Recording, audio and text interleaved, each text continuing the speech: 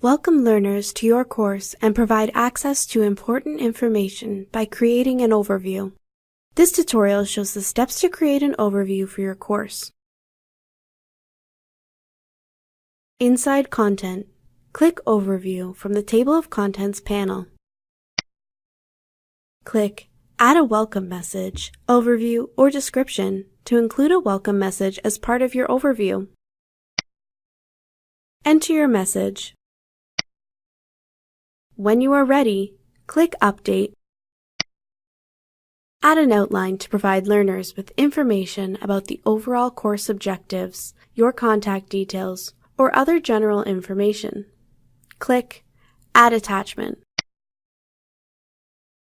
Drag and drop the attachment onto the upload target. When a file is uploaded, print and download display. Note: these options will display differently based on file type. Contact your Brightspace administrator if these options are not available to you. You can also add an attachment from the Overview context menu. Create an overview to welcome learners to your course and provide them with information about the overall course objectives, your contact details, or other general information.